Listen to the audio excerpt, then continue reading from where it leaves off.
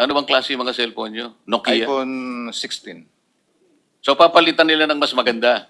Yes, Your Honor. Alam ninyo yung dahilan kung ba't nila gagawin yon? Kasi nandun yung mga picture namin, Your Honor, na nakasave sa cellphone po namin. O ano pa lang nangyari? Paano kayo nagkaroon pa ng mga litrato Your na Honor, nasama dito sa inyong pinagsamang salaysay? meron po kaming nakasave sa iCloud po namin. O, nautakan mo rin siya, di ba? Yes, Your Honor. Kahit sana punta, kahit babasagin po yung cellphone ko, hindi ko po i-restore sa isang cellphone po. Pinapatunayan pa ba ninyo yung sinasabi niya sa... Kayo po, Your Honor. pangalan Good po. morning. Rosebert Popan. Idagdag ko lang po. Ito po yung cellphone na binigay sa amin. Anong, pakisabi mo kung anong klase ng cellphone para ma-record? iPhone 16e, 128 GB. Magkano yan sa ngayon? Hindi ko... Mga 30 plus siguro, Your Honor. Ano? 30 plus. Hindi sila marunong, 30,000. hindi sila marunong manligaw? Tapos, Yes, Mr. President. Chairman, one question. Sir, brand new nung binigay sa inyo. yes, Your Honor. Yeah. May I ask the staff mamaya yung ano tawag doon? IME. May number yan eh.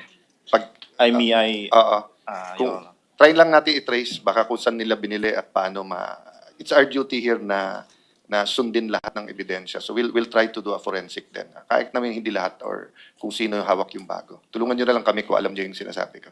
Sige po. Thank you, sir. Dagdag ko lang po, Your Honor. Gusto nilang makuha yung dati kong cellphone kasi marami po akong nakasave doon na mga picture. Pero dahil po sa Marines po ako, wise, ibang cellphone po yung binigay ko. Kaya na-save ko po yung mga picture.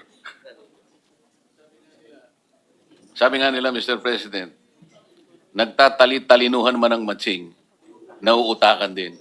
Tama? Punta tayo ulit doon sa mga mali-maleta na binibigay ninyo. Dinadala mo. Kanino ba galing yung maleta na dinadala nyo sa bahay at mga lugar na pag-aari ni former Speaker Martin Romualdez na pinsang buo ni Senator Amy Marcos? Your Honor. Yung maleta po na binibigay po kay Kong Saldi galing po sa ibang contractor po na nauna po na naimbestigahan na po dito. Na-establish na natin kung ilang beses sa loob ng isang linggo kayo nagdi-deliver at kung ano ang average na bilang ng maleta at yung nilalaman ng mga maleta na yon. Na isang araw nga ay hindi makapaniwala yung isa sa amin na para bang physically hindi po pwede na makapag-deliver kayo ng ganong kalaking halaga at parang gumawa pa siya ng parang time motion study. Imposible ito. Kaya ayaw niya kayong ipatawag dahil hindi siya makapaniwala na yung ganong kalaking pera ay pwede ninyong i-deliver. Naniniwala ba kayo talagang na-i-deliver ninyo ng buong buo yung mga sinasabi nyo na nakasulat dito sa inyong pinagsamang salaysay? Ano-anong lugar? Ano-anong addresses?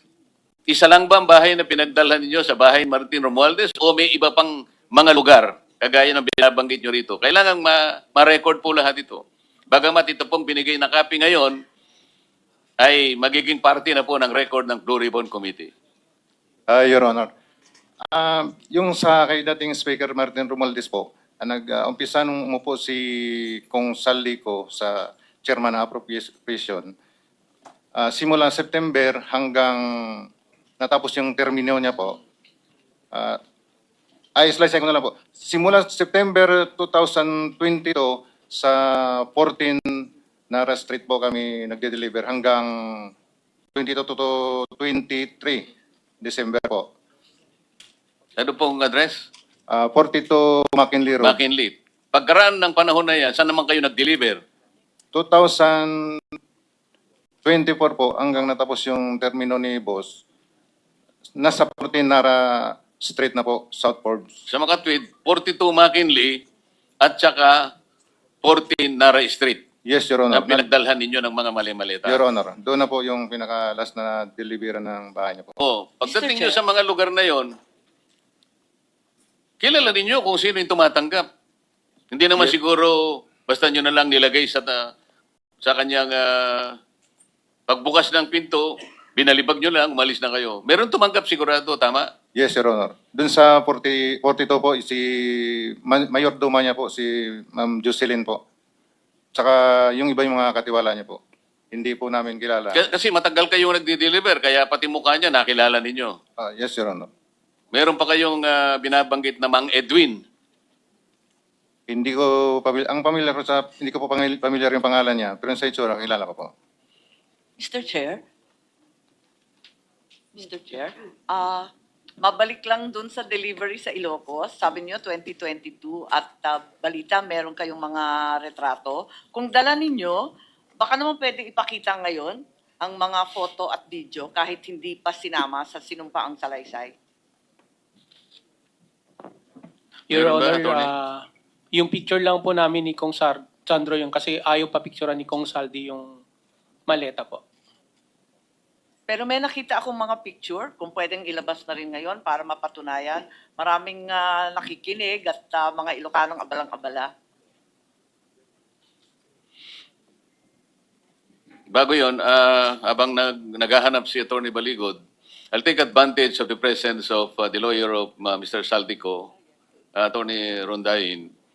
Dahil nababanggit naman ang pangalan ng kliyente mo, pwede ko bang malaman mula sa iyo, Attorney, kung... Mr. Chairman, can we administer the oath?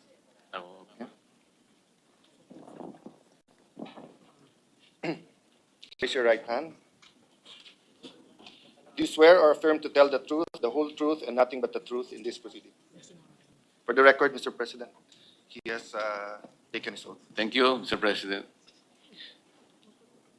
Attorney Rondayen, pwede ba naming malaman mula sa iyo kung sa ngayon ay nakapag-execute na ng apostilled sworn statement si former Congressman Saldico? Bago ko po sagutin yan, Senador, i-klaro ko lang for the record. No? Okay. Nandito ko, hindi para kay Saldico, kasi dahil nakatanggap po ako ng mga email noong isang araw na addressed to 7 individuals. For the record, Mark Tiksay, John Paul Estrada, Joshua Cano, John Kirby Pajarilla, Roland Supat, Attorney Sam Buenviales Stroke, Sam Buenviaje, and Arnel Gango. Natanggap ko ito sa office ko, care of sa akin, pero hindi ko kilala itong mga to, hindi ko mga kliyente itong mga to. Pero naka-receive na rin ako ng similar sa PINA in the past. Sumulat na rin ako sa Blue Ribbon na sinasabi ko hindi ko kliyente to. Pero apparently my name is still on the record, so I thought na mabuti na magpakita na ako dito. Mula sa salaysay ng mga inimbita nating mga ex-soldiers, palaging ito yung nababanggit nila ng mga personal executive assistants ni former Congressman Saldico. Kaya minabuti namin na ipatawag din sila. Siguro dahil for purposes of invitation, kinakailangan yung address. Kaya nai-email ka siguro. Siguro, naririnig ko na ho yung pangalan ng Mark Tiksay at saka John Paul Estrada, pero hindi ko ho sila kilala personally. Sa kanilang mga salaysay kasi paulit-ulit na itong dalawang ito ang unang-una ay nagbibilang ng pera para ilagay sa maleta. Sila yung pinagkakatiwalaan ni former Congressman Saldico para sa mga deliveries. Kaya po sila nababanggit. Pero ang tanong ko, dahil sa kayo po ba talaga ang official na designated na counsel ni former Congressman Saldico? Yes, sir. To the extent that... So, baka naman pwede niyong masagot kung siya ay nakapaggawa na ng isang apostilled sworn statement. Kasi po, ang Blue Ribbon po ay interesado sa kanyang mga formal na sasabihin dito sa harap ng komite. Sapagat alam po natin at lahat po ng sambayan ng Pilipino nakapanood sa kanyang mga video installments ay napakarami pong paglalahad ang ginawa ng inyong kliyente na ayaw pong bigyan ng importansya nung nakaraang liderato. Sa kadahilanan na ito raw pong mga pinagsasabi niya ay hindi naman reduced in writing at hindi naman na pinasumpaan o hindi siya nakapanumpa sa isang embahada o konsulada ng ating bansa kung saan man siya naroon sa Europa. Minsan po ay nasabi ko sa kanila na kung inyo pong mamarapatin ay paalam ko sa inyo na tayo po ay nakapirma sa isang treaty na ginawa rin sa The Hague. Ito po yung Apostille Convention na sa ngayon ay nire-recognize at ginagamit na rin po sa mga tuntunin ng ating Korte Suprema. Ang ibig sabihin po nito, kapag si Ginoong Saldico ay humarap sa isang may kakayahang abogadong magnotaryo ng kanyang salaysay at yun ay isa-certify na inapostil, yun po ay parang parang sinumpaan na rin niya sa harap ng ating Philippine Consulate o embahada ng ating bansa. At sa ganon, tatanggapin po namin yun kahit by Zoom pwede siyang makipag-Zoom para sa ganon mapatibayan po nating lahat yung kanyang mga naunang pahayag sa kanyang mga video messages.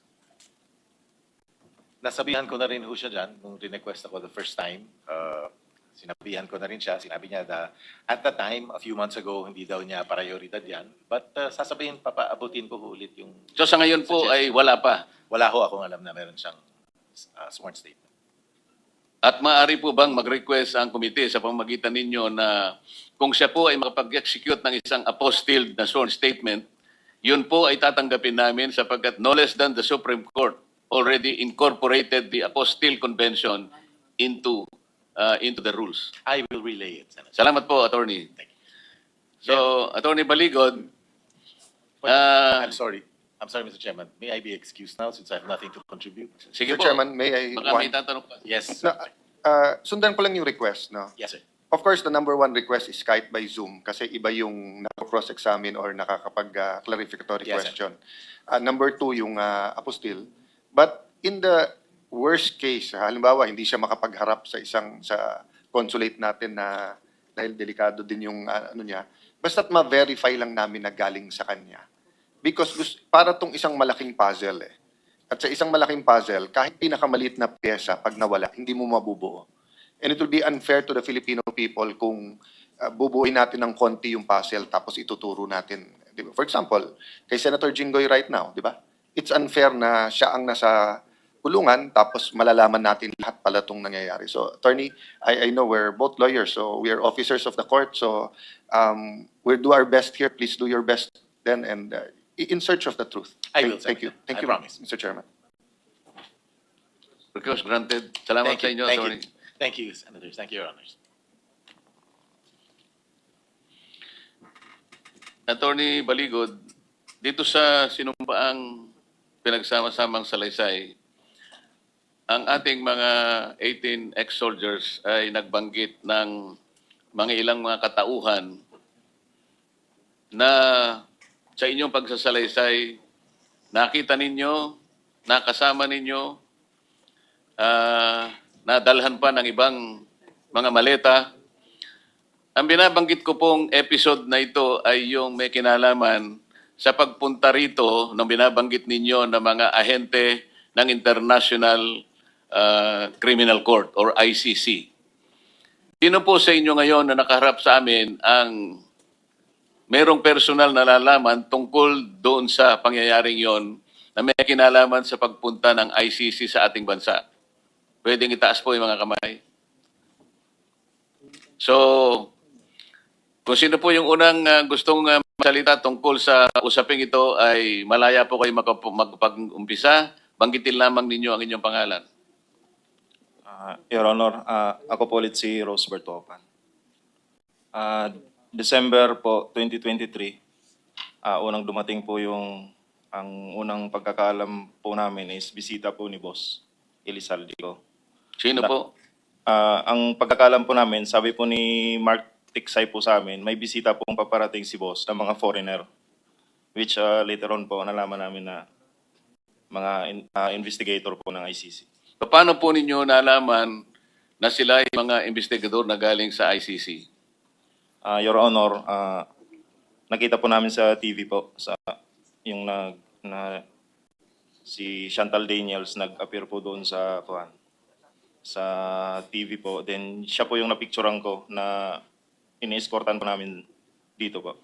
Sino po ang nagbigay sa inyo ng tungkulin na asistihan ninyo yung mga ICC investigators? Paano po nagsimula ang inyong paglilingkod sa kanila? December 2023 po, Your Honor, dumating po sila dito. Then bumuo po ng team foreigner duty detail po ang team leader namin. Po. Then sinundo namin sa airport po, then dinala namin sa Cetadines, Makati, yung unang accommodation po nila. Paano po ang coordination ninyo? Kailangan ikwento po ninyo, paano ninyo sinusundo, sino ang Ang nagbibigay sa inyo ng utos, paano saan nyo sila dadalhin, saang lugar po nyo dinadala. Kung ano po yung nakasulat dito, banggitin po ninyo for the record. all the time naman po kasama namin si Mark Tiksay po. Siya po ang assistant po ng mga foreigner po. Then yung team leader namin po, ang sinasabihan niya kung mayroong mga lakad, then kami po ang nagpo-provide ng security po sa kanila. Sino pa pong mga katauhan ang involved dito sa pagdating ng tinatawag ninyong ICC operations? Ang unang maalala ko po na na-meet po nila is si Senator Trillanes po sa Dusit Tani. Ang una po nilang na-meet na tao po dito pagdating nila Sino po yung sila? yung ICC po, yung mga foreigner. Nung mag-meeting si dating Senador Trillanes, ka-meeting niya yung mga operators ng ICC, nakita niyo po sila? Yes, Your Honor, kasi nung paghatid namin doon sa closed door meeting po kasi yun sa Dusit Tani, si Senator Trillanes po yung sumalubong sa mga foreigner. Sir President, if we can get the date later on and then request from that hotel their CCTV footages. So, as Senator Lacson always says, dapat sundan yung ebidensya. So, hindi ko na ulit-ulitin kasi baka makapaghanda yung iba eh. But take note lang ng staff natin, may binanggit silang detalye at kaya nating sundan sa ebidensya. That will either prove or disprove yung sinasabi ng ating mga resource persons. Thank you, Mr. Chair. Salamat po. Meron kayong binabanggit sa parte ng inyong sworn statement na meron pang kinalaman hindi lamang si dating Senador Trillanes, kasama pa rin si dating Congressman Saldico at si dating Speaker Martin Romualdez. At meron kayong lugar na binabanggit kung saan sila nagkikita. Pwede ba ninyong ikwento ito?